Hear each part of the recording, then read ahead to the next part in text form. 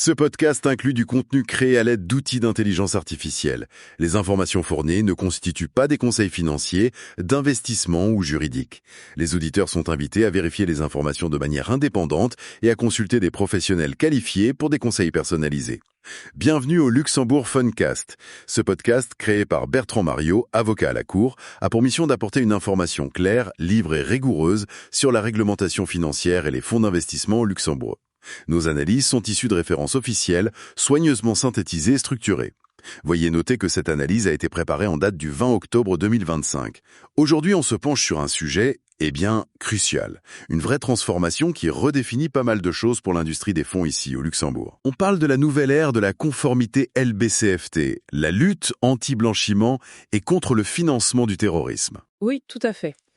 Ce qui était encore théorique, disons en 2024, c'est devenu la réalité opérationnelle fin 2025. C'est concret. Et on parle d'un changement majeur, c'est ça, hein ? Ah oui, on peut même dire que c'est le changement le plus significatif qu'on ait vu dans ce domaine depuis plus de 10 ans facile. L'objectif aujourd'hui, c'est vraiment de décortiquer cette nouvelle architecture de conformité. On pourrait la voir un peu comme une trinité. Une trinité, c'est-à-dire ? On a 3 grands piliers qui convergent. Un nouveau superviseur au niveau européen, l'AMLA, ensuite un corpus de règles unifiées pour tout le monde, et enfin l'intégration, disons, complète et définitive des actifs numériques dans le périmètre. D'accord, donc nouveau superviseur, règles unifiées et cryptos intégrés. Ça demande forcément une recalibration assez profonde, non ? Exactement. Une recalibration à la fois stratégique et opérationnelle. C'est tout l'enjeu. C'est un sacré programme. Si on devait vraiment extraire la quintessence de tout ça, les 3 messages clés à retenir, ça serait quoi ? Bonne question. Alors, premièrement, et c'est fondamental, il faut bien comprendre qu'on parle d'une révolution. Ce n'est pas juste une évolution, une petite mise à jour. Une révolution, carrément ? Oui, le nouveau règlement LBC européen, l'AMLR, et surtout la nouvelle autorité anti-blanchiment, l'AMLA, ce ne sont pas de simples ajustements. C'est un changement de paradigme. On passe à un modèle beaucoup plus centralisé, plus harmonisé, et aussi, il faut le dire, plus intrusif. Ça oblige tout le monde à revoir sa copie en termes de gouvernance, de cadre de risque. D'accord. Révolution, pas évolution. C'est noté. Le deuxième message clé. Deuxièmement, c'est l'intégration incontournable des cryptoactifs. C'est fini le temps où c'était un peu à part. Avec l'application du règlement MiCA sur les marchés de cryptoactifs et de la fameuse Travel Rule du règlement TFR sur les transferts de fonds, le périmètre LBCFC s'est élargi de manière irrévocable. Et ça touche qui concrètement ? Tous ceux qui interagissent avec les prestataires de services sur cryptoactifs, les PACC ou CASP en anglais. Ils sont maintenant considérés comme des entités assujetties, comme une banque ou un gestionnaire de fonds. Donc interagir avec eux ou même juste avec des portefeuilles auto-hébergés, ça introduit une nouvelle complexité, un nouveau vecteur de risque. Avoir une expertise là-dessus, ce n'est plus une option, c'est stratégique. Je vois. Et le troisième point, vous parliez de transformer la contrainte en avantage, c'est ça ? Ça semble un peu contre-intuitif. Oui, mais c'est pourtant le cas. Troisièmement, la conformité devient un différenciateur compétitif. C'est peut-être le changement de mentalité le plus important. Dans ce nouvel environnement, gérer ses obligations de manière vraiment proactive, experte, ce n'est plus juste un centre de coûts. Ah bon, oui. Comment ça ? Ouais. Si vous maîtrisez parfaitement la documentation, la négociation avec les clients sur ces aspects, la technologie nécessaire, vous transformez la conformité en un véritable argument de vente.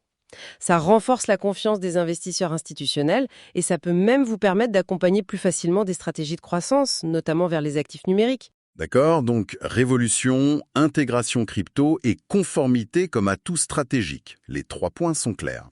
Alors, entrons un peu plus dans le détail de cette fameuse Trinité LBCFT. Commençons par le sommet, par l'AMLA, cette nouvelle autorité européenne. C'est qui exactement ? Alors, l'AMLA, l'autorité anti-blanchiment européenne, elle est basée à Francfort. Juridiquement, elle existe depuis juin 2024. Là, en octobre 2025, elle est vraiment en train de monter en puissance, de devenir opérationnelle. Et son rôle, c'est elle qui va tout superviser maintenant ? C'est le pilier le plus structurant, oui. Ça marque vraiment un tournant vers la centralisation. Fini l'époque où chaque pays faisait un peu à sa sauce, avec des interprétations parfois différentes. D'accord, la centralisation, mais concrètement, elle va faire quoi? Est-ce qu'elle remplace la CSCF, par exemple, au Luxembourg? Pas tout à fait. Son rôle est double. D'un côté, elle va superviser directement un groupe d'acteurs financiers, environ 40 dans toute l'UE, ceux considérés comme les plus à risque au niveau transfrontalier. Donc, l'idée, c'est vraiment de mettre fin à ce qu'on appelle parfois l'arbitrage réglementaire. C'est exactement ça. L'objectif est clair, harmoniser, harmoniser, harmoniser. Donc, même si une société de gestion ou un administrateur luxembourgeois n'est pas directement sous la loupe de l'AMLA, il va quand même sentir son influence via la CSF. Absolument. L'approche de la CSF, ses attentes, ses contrôles, tout ça sera directement influencé, façonné par les standards émis par l'AMLA. C'est une européanisation très nette de la supervision LBCFT. Pour les plus gros acteurs luxembourgeois, c'est une couche de supervision directe de l'UE qui s'ajoute. Pour les autres, c'est une supervision nationale, mais sous forte influence européenne. D'accord. Ce nouveau gendarme européen, l'AMLA, a donc besoin de règles du jeu claires et surtout unifiées. Ce qui nous amène naturellement au deuxième pilier, la refonte réglementaire, avec la MLR et la 6e directive LBC. Qu'est-ce qui change vraiment dans les règles elles-mêmes? Alors là, le gros changement, c'est l'outil législatif utilisé. Avant, on fonctionnait beaucoup avec des directives. Chaque pays devait les transposer dans son droit national, ce qui laissait toujours une petite marge de manœuvre, des variations possibles. Oui, on voyait parfois des différences d'un pays à l'autre. Exactement. Maintenant, on passe à un règlement, l'AMLR. Et un règlement, c'est directement applicable partout, de la même manière, sans transposition. C'est une harmonisation beaucoup, beaucoup plus forte. Le fameux Single Rulebook. Voilà. Et ce règlement est complété par une nouvelle directive, la 6e, AMLB6, qui, elle, se focalise sur l'harmonisation des aspects pénaux. Mais le cœur des obligations opérationnelles, c'est dans l'AMLR. Et dans ce nouveau règlement unique, il y a des changements concrets sur les obligations des professionnels. Des exemples. Oui, plusieurs. Prenons les bénéficiaires effectifs, par exemple. La définition est standardisée, c'est 25% ou plus d'intérêt ou de contrôle. C'est la même règle partout dans l'UE. Et il y a des règles plus claires pour les structures complexes, type trust ou fondation. Et ce seuil de 25%, il est fixe. En principe, oui, mais, et c'est important, la Commission européenne a la possibilité de l'abaisser jusqu'à 15% pour certains secteurs jugés à plus haut risque. Donc il faut rester vigilant là-dessus. D'accord. Autre point? La vigilance renforcée, l'EDD, Enhanced Due Diligence. Il y a de nouveaux cas où elle devient obligatoire. Par exemple, pour les relations avec des clients très fortunés, les fameux High Net Worth Individuals. Comment sont-ils définis? Alors, le seuil est précis. Un patrimoine total de plus de 50 millions d'euros et l'entité assujettie doit gérer plus de 5 millions d'euros pour ce client spécifique. Si ces deux conditions sont réunies, hop, vigilance renforcée obligatoire. C'est une approche très ciblée sur le risque. Et pour les personnes politiquement exposées, les PPE, est-ce que ça bouge aussi? Oui, la définition est élargie. Désormais, les frères et sœurs d'une PPE sont explicitement considérés comme des proches associés, ce qui n'était pas forcément le cas partout avant. Ah oui, ça peut concerner plus de monde. La définition des PPE dites nationales inclut maintenant certains dirigeants d'autorités locales ou régionales, dès lors que la commune ou la région compte au moins 50 000 habitants. Ça augmente potentiellement le nombre de clients à identifier et suivre comme PPE. D'accord. Et vous mentionniez aussi des changements sur l'externalisation? Oui, l'outsourcing. Le nouveau règlement pose des limites plus strictes. Certaines fonctions jugées vraiment critiques ne peuvent plus être externalisées. Comme quoi, par exemple? Par exemple, l'approbation finale de la politique d'appétit au risque LBCFT de l'entreprise, ou bien la décision ultime de faire ou non une déclaration d'opération suspecte aux autorités. Ces décisions-là doivent rester en interne. La responsabilité ne peut pas être déléguée à un prestataire externe sur ces points névralgiques. Exactement. C'est l'autre grande nouveauté structurelle. Au Luxembourg, c'est la loi du 6 février 2025 qui met tout ça en musique. Elle adapte notre cadre LBCFT pour intégrer pleinement MiCA et le TFR. Le TFR, c'est donc lui qui impose la Travel Rule pour les cryptos. Qu'est-ce que ça veut dire concrètement, cette règle? C'est un peu comme pour les virements bancaires classiques en fait. La Travel Rule, qui est applicable depuis le 30 décembre 2024 déjà. Ah oui, depuis presque un an déjà. Oui, elle impose que tous les transferts de cryptoactifs, absolument tous, sans aucun seuil minimum. Dès le premier euro? Dès le premier euro. Ils doivent être accompagnés d'informations sur qui envoie l'initiateur et qui reçoit le bénéficiaire. C'est la fin d'une certaine forme d'anonymat, du moins entre les plateformes régulées. Et il y a une particularité pour les portefeuilles non hébergés, les self-hosted wallets. Oui, pour les transferts depuis ou vers ce type de portefeuille, s'ils dépassent 1 000 euros, il y a une obligation supplémentaire. Vérifier que la personne qui fait le transfert est bien le propriétaire du portefeuille auto-hébergé. D'accord. Et les plateformes crypto, elles-mêmes, les PSCA, quel est leur statut maintenant? C'est très clair, ils sont désignés comme entités assujetties dans la loi LBCF luxembourgeoise, au même titre qu'une banque ou un assureur. Donc, ils doivent respecter toutes les obligations LBCFT et ils sont supervisés par la CSF. Il y avait une période de transition, non? Oui, pour ceux qui étaient déjà enregistrés sous l'ancien régime, les PSAV, avant le 30 décembre 2024, ils ont jusqu'au 1er juillet 2026 pour continuer sous cet ancien statut. Mais après cette date, ils devront obligatoirement avoir obtenu l'agrément MiCA pour opérer. La CSSF a donc vu ses pouvoirs renforcés sur ce secteur. Clairement. La loi de février 2025 lui donne des pouvoirs de supervision et de sanction bien plus étendus et explicites sur tout ce qui touche aux cryptoactifs. On parle d'amendes administratives qui peuvent monter jusqu'à 15 millions d'euros et même de la possibilité de saisir le procureur pour des poursuites pénales. Le ton a changé. C'est impressionnant. Et c'est vraiment la convergence de ces 3 piliers, AMLA pour la supervision, AML-RMLD 6 pour les règles, MiCA-HTR pour les cryptos, qui forment cette trinité de la conformité. Le résultat, c'est que le calcul du risque, pour n'importe quel prestataire de services financiers, est devenu fondamentalement différent. Comment ça? Avant, on se concentrait beaucoup sur le risque lié au client. Maintenant, il faut intégrer d'autres dimensions. Le risque de l'actif lui-même. Est-ce qu'un crypto traçable, opaque? Le risque de la contrepartie? Est-ce que le PSCA utilisé est bien agréé MiCA? Est-ce qu'un portefeuille hébergé ou non? En plus du risque client classique. Et tout ça sous une supervision européenne qui s'annonce plus présente et plus exigeante. Forcément, cette complexité accrue doit avoir des impacts très très concrets sur le travail quotidien des gestionnaires de fonds, des administrateurs, des dépositaires. Comment ça se traduit en pratique, niveau gouvernance, niveau documentation? L'impact est direct, oui. Toute la documentation contractuelle clé doit être revue. Je pense aux contrats d'administration de fonds, de domiciliation, de dépositaire. C'est indispensable de les mettre à jour pour refléter ces nouvelles obligations et surtout pour bien répartir les responsabilités et les risques entre les parties. On peut imaginer le genre de clauses qui deviennent nécessaires. Sans être trop technique, c'est quoi l'objectif? L'objectif, c'est d'intégrer des protections et des clarifications. Par exemple, on voit apparaître des clauses où le client, le fonds d'investissement, doit garantir qu'il a fait sa propre vérification sur les PSCA qu'il utilise, notamment qu'ils sont bien agréés MiCA. D'accord, une sorte de déclaration sur l'honneur. Un peu plus que ça, une garantie contractuelle. Ou alors des clauses où le client s'engage formellement à fournir, sur demande et sans délai, toutes les informations nécessaires pour la Travel Rule, surtout si des portefeuilles auto-hébergés de plus de 1 000 euros sont utilisés. Et des clauses pour se protéger en cas de problème? Oui, bien sûr. Des clauses d'indemnisation renforcées. Elles visent à protéger le prestataire, l'administrateur, le dépositaire contre les conséquences financières, amendes, sanctions, pertes, si le client fournit des informations inexactes, incomplètes ou tardives concernant ses activités liées aux actifs numériques.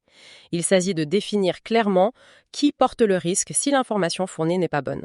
Et au-delà des contrats, les processus internes doivent aussi évoluer. L'entrée en relation avec un nouveau client, par exemple. Ah oui, absolument. Les questionnaires d'intégration client, les fameux onboarding checklist, doivent devenir beaucoup plus précis sur l'exposition potentielle aux cryptoactifs. Il faut poser les questions.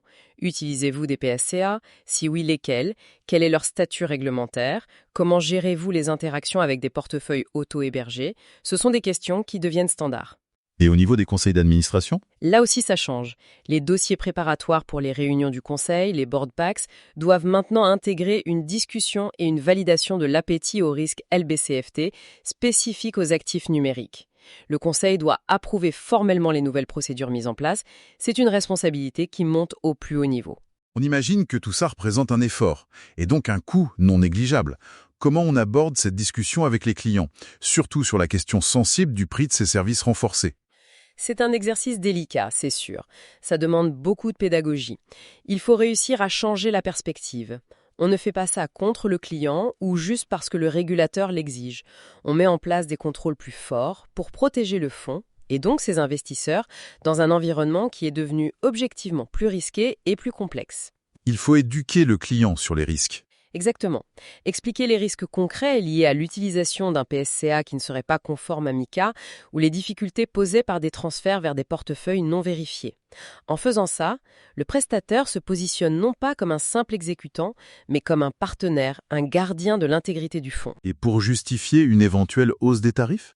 Il faut être transparent sur les coûts réels. Des études récentes ici au Luxembourg montrent que les coûts liés à la conformité LBCFT ont augmenté en moyenne de 18% ces 2 dernières années. Et pour presque un tiers des entreprises, l'augmentation dépasse même 30%. Ah oui, quand même.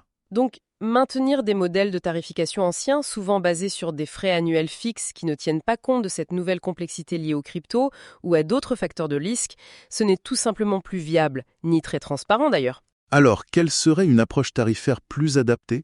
Une sorte de tarification à la carte, en fonction du risque? Oui, c'est vers ça qu'on s'oriente.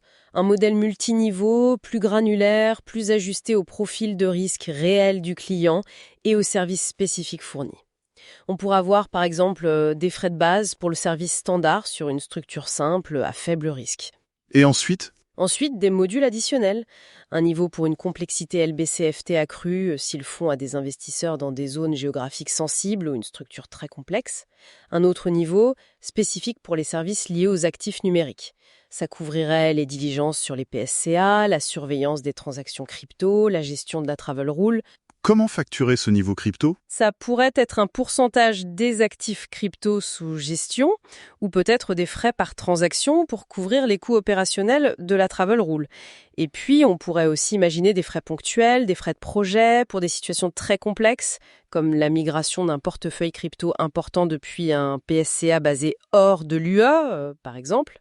Quels sont les postes de dépenses qui tirent ces coûts vers le haut pour les prestataires? Et quel est le bon timing pour se mettre en conformité? Est-ce qu'on a encore le temps? Les moteurs de coûts sont assez clairs. D'abord, il y a l'investissement technologique. Il faut des logiciels de surveillance LBCFT plus sophistiqués, capables par exemple de faire de l'analyse de blockchain pour tracer les flux crypto. C'est cher. Et ensuite? Ensuite, il y a le facteur humain. Trouver et garder les talents qui ont la double, voire triple compétence juridique, conformité et crypto, c'est un énorme défi. Une étude récente montrait que c'était un problème majeur pour 44% des entreprises au Luxembourg. Ces profils sont rares et donc coûteux. Et le troisième facteur? Le recours accru à des conseils externes, notamment juridiques, pour bien interpréter et appliquer ces nouvelles règles très complexes. Ça représente aussi un budget non négligeable. Et le calendrier? On a jusqu'à quand pour être prêt? Attention! Même si la période de grâce pour les anciens PSAV va jusqu'en juillet 2026, les règlements MiCA et TFR, eux, sont déjà applicables depuis fin 2024. Donc, en théorie, tout le monde devrait déjà être en conformité sur ces aspects. Donc il ne faut plus attendre. Absolument pas. Un prestataire sérieux devrait déjà, là, en octobre 2025, avoir terminé son analyse d'écart, mis à jour ses systèmes, ses politiques, et être en pleine phase de formation du personnel et de redocumentation des clients existants si nécessaire. Attendre le dernier moment, c'est prendre un risque énorme. Et vous disiez que la tarification devient un outil de gestion des risques. Oui, tout à fait. La discussion sur les aspects LBCFT, y compris le prix, c'est fondamentalement une négociation sur qui porte quel risque. Le prix doit refléter l'investissement fait par le prestataire en technologie et en personnel, mais aussi son propre appétit au risque face à la complexité du client. Un prix trop bas pourrait être un signal d'alarme. Ça peut l'être. Soit le prestataire subventionne le risque, ce qui n'est pas tenable à long terme, soit, et c'est plus inquiétant, il n'a peut-être pas fait les investissements nécessaires pour gérer correctement ce risque. Et ça, c'est un risque indirect pour le fonds et ses investisseurs. C'est très intéressant. Vous disiez au début que cette conformité renforcée pouvait devenir un avantage concurrentiel, un USP. Comment on passe concrètement de la contrainte à l'opportunité? Comment un prestataire peut vraiment vendre ça?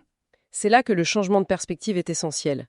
Dans ce nouvel environnement, post-AMLA, post-MiCA, avoir une fonction conformité LBCFT qui est vraiment best in class, ce n'est plus juste une obligation légale, c'est un atout stratégique. Et cet atout, il faut savoir le valoriser, le marketer intelligemment. Et comment on articule cette valeur ajoutée? Auprès des clients, des prospects? Il y a 3 axes principaux, je dirais. Le premier, c'est de renforcer la confiance des investisseurs. Les institutionnels sont de plus en plus exigeants dans leur diligence opérationnelle, surtout quand il y a des actifs numériques dans le portefeuille. Ils t'osent plus de questions. Beaucoup plus. Et un prestataire qui peut expliquer très clairement, avec des détails, ses contrôles avancés, comment il évalue les PSDA, comment il gère la travel rule. Ça apporte une réassurance énorme. Il répond directement à la question implicite de l'investisseur, est-ce que mon capital est bien protégé contre les nouveaux risques liés à cette classe d'actifs? D'accord. Premier axe, la confiance. Le deuxième? Deuxièmement, c'est être un catalyseur d'innovation pour ses clients. Imaginez un gestionnaire de fonds qui veut lancer une nouvelle stratégie, un peu pointue, avec des actifs numériques. Sa capacité à le faire dépend énormément de ses prestataires. L'administrateur, le dépositaire. S'ils ne sont pas prêts, ça bloque. Exactement. Mais si le prestataire est déjà équipé, s'il a l'expertise, il peut accompagner ce lancement rapidement et en toute sécurité. C'est un avantage concurrentiel énorme par rapport à ceux qui sont encore en train de développer leurs capacités. Le prestataire devient celui qui permet l'innovation, pas celui qui la freine. Et le troisième axe pour cette USP? Troisièmement, c'est de garantir la pérennité et la stabilité. Une infrastructure de conformité solide, une vraie culture de la gestion des risques LBCFT, ça réduit considérablement le risque d'avoir des problèmes financiers, des amendes, des sanctions, des atteintes à la réputation, qui peuvent vraiment déstabiliser un fonds ou même le prestataire lui-même. Cette résilience opérationnelle, c'est une partie clé de la proposition de valeur aujourd'hui. Donc cette expertise, elle doit se voir au-delà de la communication, dans les actes, dans les processus? Ah oui, complètement. Ça se voit dans la qualité des questionnaires de due diligence qu'on envoie, dans la précision et la robustesse des clauses qu'on négocie dans les contrats, dans l'assurance avec laquelle les équipes peuvent discuter de ces sujets complexes lors des conseils d'administration. Le message change en fait. Oui, le vrai USP, ce n'est plus « on respecte la loi », ça c'est la base, c'est plutôt « notre cadre de conformité avancé est un atout stratégique pour vous. Il sécurise votre développement, il facilite votre accès à des marchés innovants comme les cryptos et il renforce votre attractivité auprès des investisseurs les plus sophistiqués. On passe vraiment d'une fonction vue comme défensive, un coût nécessaire, à un levier commercial proactif. C'est une vision assez stimulante, effectivement. Pour terminer, si on regarde juste devant nous les prochains mois, quelles sont les prochaines étapes ou les points de vigilance à avoir en tête? Il y a quelques échéances et points à surveiller, oui. D'abord, l'annonce très attendue de la première liste des fameuses 40 entités qui passeront sous supervision directe de l'AMLA. C'est prévu pour 2027, mais la méthodologie de sélection va être publiée avant et sera, à n'en pas douter, très commentée. Et au niveau luxembourgeois du côté de la CSSF? Il faut s'attendre à ce que leur prochain questionnaire annuel sur la criminalité financière, celui pour l'année 2025, soit encore plus précis, plus exigeant. On peut anticiper des questions très ciblées, demandant des chiffres, des données quantitatives sur la mise en œuvre de MiCA et du TFR. Par exemple? Par exemple, quelle méthode utilisez-vous pour évaluer le risque crypto de vos clients ? Quels sont les résultats concrets de votre surveillance des transactions impliquant des portefeuilles auto-hébergés ? Combien de transactions bloquées ? Combien vérifiées ? Fini les réponses qualitatives un peu générales, il faudra prouver l'efficacité avec des chiffres. Et sur le plan réglementaire pur, il y a encore des textes à venir? Oui, au niveau européen, on attend encore des normes techniques de niveau 2 et 3 sous MiCA qui vont venir préciser certains détails opérationnels.